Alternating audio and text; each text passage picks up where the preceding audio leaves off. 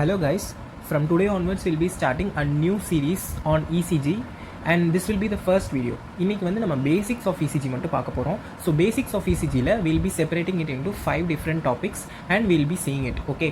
So என்னென்ன பார்க்க போறோம் அப்படினு பார்க்கலாம். So இன்னைக்கு நம்ம conduction system ஓட basics பார்க்க போறோம் and the Einthoven Triangle அப்படினா என்னன்னு பார்க்க போறோம் and what are the leads of the ECG and how are they oriented அப்படின்றத பார்க்க போறோம் and we'll be seeing about the ECG paper and standardization of the ECG. That's all. Okay, so we'll be going to the conduction system basics. So we have a case scenario over here. So மொத்தமாக மொனோட்டனஸாக ECG படிச்சோன்னா ரொம்ப போர் அடிக்கும். So we'll be correlating with the case related things and interesting facts also in between. Okay, so you're seeing a 58-year-old male patient and you hear your seniors are speaking about an only pathway through which the sinus impulse can reach the ventricles. So they say it ensures that the contraction of the atria and ventricle does not occur simultaneously. We all know that our heart consists of two atria and two ventricles, that is right and left. Okay, so in the right and left atria and ventricles இருக்கிறப்ப atria and ventricles both simultaneously contract ஆகாம இருக்கிறத தடுக்கிறதுக்கு you hear there is a pathway. So what is that pathway? Okay, so we'll come to this question.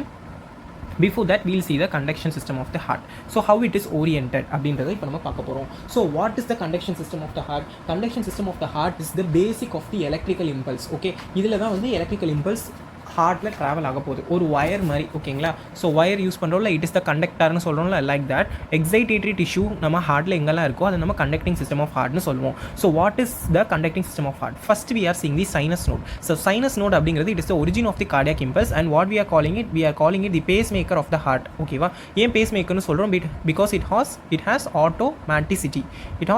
ஆட்டோமேட்டிசிட்டி. ஓகேவா, அதனால we are saying it as a pacemaker of heart.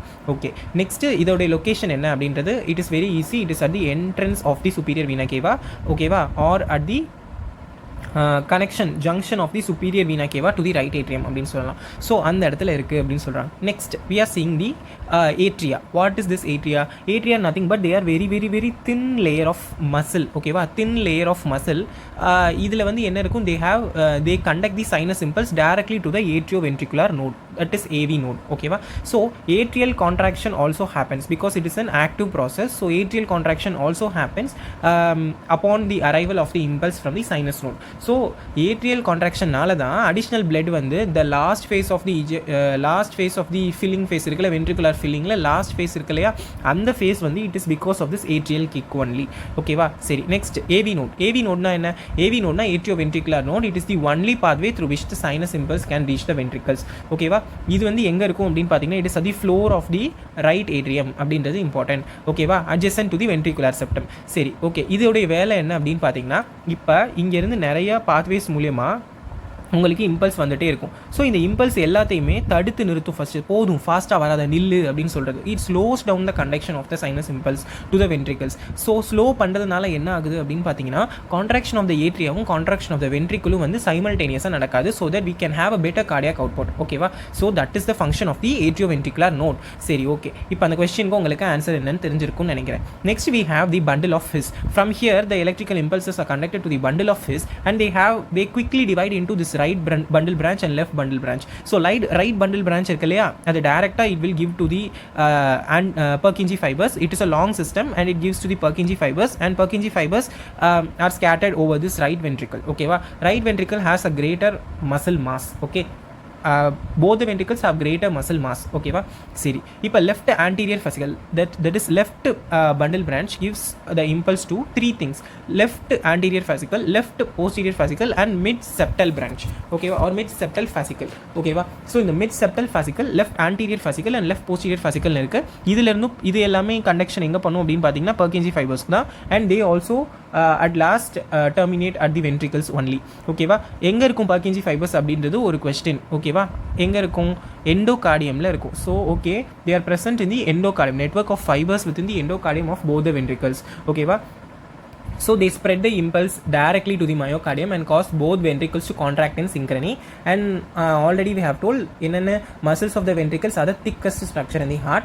Okay va, and they generate the which is going to generate இப்போ largest deflection in the ECG is produced by the ventricles தான். Okay va, சரி, இதெல்லாம் பார்த்தாச்சு. This is the this is the basic conduction system of the heart. So what is Einthoven's triangle? Einthoven's triangle அப்படின்றது என்னன்னா actually இதை கண்டுபிடிச்சவர் யார் அப்படின்னா just அவர் பேர்லேயே இந்த ட்ரையாங்கிளையும் வச்சுட்டாரு. It is called as he's called as Einthoven. ஓகேவா? ஸோ அவர் என்ன பண்ணாரு, லீட் அப்படின்ற ஒரு சிஸ்டம் வந்து இங்கே கொண்டு வராரு. So what is a lead? Lead அப்படின்னா என்னன்னா electrode placed in the body is called as lead. Electrode placed in the body, electrode in body, that is called as lead. If you place an electrode in the body and you record the electrical impulses using a galvanometer அப்படின்னா then அதுதான் வந்து ஒரு பேசிக் இசிஜியோட பேசிக்கு. So இனிஷியலாக வந்து நமக்கு வந்து ஒரு மூணு பைபோலார் லீட்ஸ் மட்டும்தான் இருந்துச்சு. So what are this bipolar leads அப்படின்னு பார்த்தீங்கன்னா they are based on the Einthoven's triangle. ஓகேவா?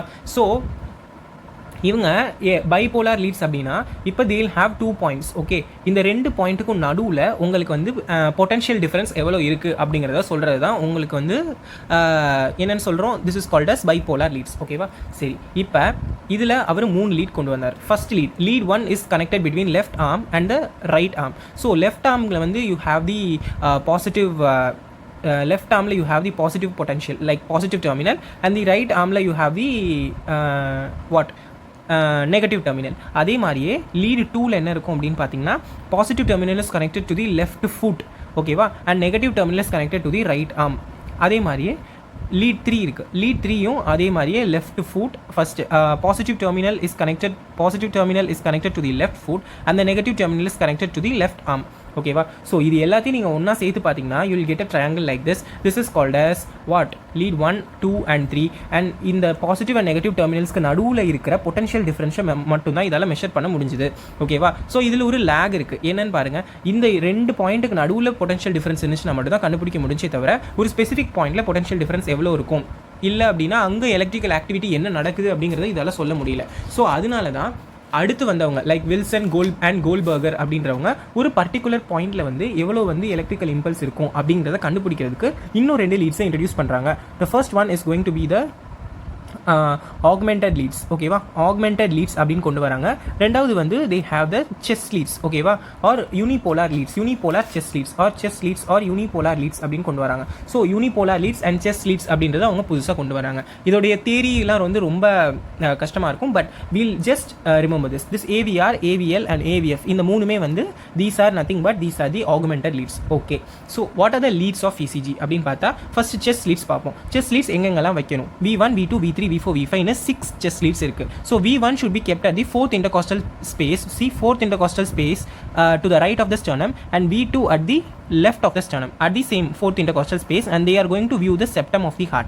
And next நீங்க வந்து V4 தான் வைக்கணும். So V4 எங்க வைக்கணும் அப்படின்னு பார்த்தீங்கன்னா 5th intercostal space at the left mid clavicular line. ஓகேவா? இப்போ V2க்கும் V4க்கும் நடுவில் you are going to place the V3. ஓகேவா? நெக்ஸ்ட் V5 அப்படிங்கிறது என்ன? they level with the V4 at the left anterior axillary line and V6 at the left mid axillary line. ஓகேவா? So as simple as that. இது என்னென்ன parts பார்க்குது? V3 and V4 for the anterior part of the heart and V5 and V6 is for the lateral surface of the heart. That's all. Okay, சரி. இப்போ இதை வச்சு we have the 12 lead system which is very important. In the frontal plane we have this axis and in the horizontal plane we have these axes. Okay, அதாவது இதுதான் இதோட vectors எல்லாமே. See this AVR, AVL and AVF இது மூணுமே augmented leads and lead 1, 2, 3 already I have said. See lead 1, lead 3, lead 2 இது எல்லாமே வந்து எப்படி வந்து ஓரியன்ட் ஆயிருக்கும் அப்படின்றதையும் நான் உங்ககிட்ட சொல்லிட்டேன். சரியா? Now we are going to see about the basics of the ECG paper. So ECG paperல வந்து என்ன இருக்கும் அப்படின்னா இந்த மாதிரி large boxes இருக்கும் and within that we will have small boxes. இந்த ஒரு large boxமே 5 mm cross 5 mm அதாவது 5 மில்லிமீட்டர் இருக்கும். ஸோ இசிஜிங்கிறது ஒரு கிராஃப் பேசிக்காக. இதில் நீங்கள் எக்ஸ் ஆக்சிஸில் டைம் பிளாட் பண்ணுவீங்க, ஒய் ஆக்சிஸில் ஆம்ப்ளிடியூட் பிளாட் பண்ணுவீங்க. That's all. ஸோ எக்ஸ் ஆக்சிஸில் நீங்கள் டைம் பிளாட் பண்ணுறீங்க அப்படின்றதுனால each large box will represent how many seconds? 0.2 seconds. And each each large box has an amplitude of 0.5 milliseconds. இதுக்குள்ளே எத்தனை small box இருக்குன்னு பாருங்க. 1, 2, 3, 4 and 5 இருக்கு. So 0.2 divided by 5 அப்படின்னு போட்டிங்கன்னா உங்களுக்கு எவ்வளோ வரும்? 0.04 seconds or 40 milliseconds வரும். So that is what the small box is going to represent, 40 milliseconds time. And at the same time 0.5 by 5னு போட்டிங்கன்னா உங்களுக்கு 0.1 மில்லிவோல்ட் வரும். ஸோ இந்த ஸ்மால் பாக்ஸ் ஒன்னோட ஆம்ப்ளிடியூட் என்ன 0.1 மில்லிவோல்ட். ஓகேவா? ஸோ இது உங்களுக்கு புரிஞ்சிருக்கும்னு நினைக்கிறேன். சரி, இப்போ ஒரு சின்ன கேஸ் ஹிஸ்ட்ரி என்னென்னு பார்ப்போமா. ஒரு 75-year-old chronic valvular heart disease patient is presenting to you with breathlessness. ஓகேவா? On the records you are seeing she has severe mitral stenosis and you are seeing she has tall P waves. You ask your senior and about the normal duration and amplitude of P wave. She replied that 2.5 millimeter for both அப்படின்னு சொல்கிறாங்க. So what is the exact amplitude and duration of the P wave? அப்போனா normal amplitude and duration of the P wave என்ன அப்படின்னு கேட்குறாங்க. ஓகேவா? So இதை வச்சு சொல்லிடலாம். என்ன சொல்கிறாங்க? 2.5 millimeter. ஓகேவா? ஸோ 2.5 millimeterனா இதில் எக்ஸாக்டாக ஹாஃப். ஓகேவா? 5 millimeter இருக்கா, அது ரெண்டுத்தில் எக்ஸாக்டாக ஹாஃப். அப்போ 0.2 seconds வந்து இருக்கிறதுல பாதி அப்படின்னா என்ன? பாதி அப்படின்னா 0.1 seconds. ஸோ 0.1 seconds அண்ட் 0.5 millivoltனா 0.25 millivolt. ஸோ அதுதான் answer. Simple. 0.25 millivolt and 0.1 seconds தான் வந்து normal duration and amplitude of the P wave. Next நம்ம பார்க்க போகிறது என்ன அப்படின்னா ஸ்டாண்டர்டைசேஷன் ஆஃப் ECG. ஸோ ECGயை என்ன ஸ்பீடில் ரெக்கார்ட் பண்ணணும் அப்படின்றதே ஒரு இம்பார்ட்டண்ட்டான விஷயம். Because with that only we can interpret whether it is correct or not. So standardly வந்து most machines will have 25 millimeters per second speed. Okay va?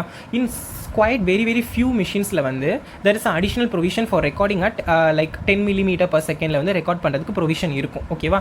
Or at 50 millimeter per second la record பண்றதுக்கு provision இருக்கும். ஆனா most machines are preset at 25 millimeters per second. That is the first point you have to note. So 25 millimeters per second இருக்கா அப்படின்னு பார்க்கணும். எந்த ECG லையுமே இதை mention பண்ணல அப்படின்னா just think that it is 25 millimeters per second. That's all. Okay va? So அப்பனா என்ன அர்த்தம் 25 millimeter per second அப்படின்னா each mm of the ECG paper is representing 1/25 low 0.04 seconds அப்படின்னு அர்த்தம் ஆஃப் த கார்டியாக் சைக்கிள் அப்படின்னு அர்த்தம். ஓகேவா? So 0.04 second of the cardiac cycle நம்ம இங்கே பார்க்க போகிறோம் அப்படின்றது தான் இதோட அர்த்தம். சரி, ஓகே. நெக்ஸ்ட் ஸ்டாண்டர்டைசேஷன் அப்படின்னா என்ன, அது எப்படி நீங்கள் பார்க்கணும் அப்படின்னு பார்க்கணும். ஸ்டாண்டர்டைசேஷன் அப்படின்னா என்ன அப்படின்னா it is necessary not only for good recording. ஓகேவா? But also for measurement of voltages of different complex. ஓகேங்களா? ஸோ அதனால எப்பயுமே ஸ்டாண்டர்டைசேஷன் எப்படி இருக்கணும் அப்படின்னு பார்த்தீங்கன்னா 1 millivolt which is equal to 10 mm standardisation எப்பயுமே கரெக்டாக இருக்கா அப்படின்னு பார்க்கணும். அப்படி இல்லைனா ஸ்டாண்டர்டைசேஷன் லீவர்னு இருக்கும், அதை நீங்கள் புஷ் பண்ணி ஸ்டாண்டர்டைஸ் பண்ணிடணும். ஓகேவா? ஸோ 10 millimeter ஆர் 1 millivolt அப்படின்னா என்ன, நம்ம அந்த பிக்சர் போகுமா? ஸோ இதில் நீங்கள் பார்த்தீங்கன்னா 0.5 millivolt வந்து 1 லார்ஜ் பாக்ஸோடதுன்னு நம்ம சொல்லியாச்சு. அப்போ 1 millivolt ஆர் 10 millimeter ஹை அப்படின்னா என்ன, 2 பிக் பாக்ஸஸ். ஓகேவா? 2 பிக் பாக்ஸஸ் ஹைட் இருக்கணும். That is amplitude. அண்ட் இந்த டியூரேஷன் வந்து எப்படி இருக்கணும் அப்படின்னா ஒரு பிக் பாக்ஸோடைய விட்த்துக்கு இருக்கணும். ஓகேங்களா? ஸோ இதுதான் வந்து நார்மல் ஸ்டாண்டர்டைசேஷன். ஓகேவா? இது இருந்துச்சுன்னா தான் நம்ம ரெக்கார்ட் பண்ணுற ECGயை நார்மலாக படிக்க முடியும். இல்லை அப்படின்னா we have to do some additional changes over there. Okay? So see this. இதை பார்த்தீங்க அப்படின்னா உங்களுக்கு தெரியுதா, இது வந்து ஒரே ஒரு ஸ்மால் பாக்ஸ் இருக்குது. அட் த சேம் டைம் ஒரே ஒரு லார்ஜ் பாக்ஸ் இருக்குது, 2 லார்ஜ் பாக்ஸ் இருக்குது இந்த இடத்துல. So this is standardised ECG. இது நார்மலாக இருக்குது. சப்போஸ் ஸ்டாண்டர்டைசேஷன் கம்மி ஆயிடுச்சு அப்படின்னா என்ன ஆகுதுன்னு பாருங்கள். என்னது, இந்த விட்டு வந்து உங்களுக்கு வந்து ஒரு லார்ஜ் பாக்ஸ் இருக்குது, ஆனால் வந்து ஹைட் வந்து ஒரு லார்ஜ் பாக்ஸ் இல்லை. அப்போனா என்ன ஆகுது அப்படின்னு பாருங்கள், ECGயே சின்னதாக தெரியுது. Waves are short and. இதுவே வந்து ரொம்ப பெருசாக்கிட்டீங்க அப்படின்னா மூணு பாக்ஸ் கிட்ட இருக்கு இல்லையா? ஸோ அதனால waves are length and. So பெருசாக தெரியுது. ஓகேவா? So this is the importance of standardisation and calibration in ECG. ஓகே? So thank you so much. This was the first video. In quick crisp sessions we will see all the other things which are important in ECG in the upcoming videos. Thank you so much.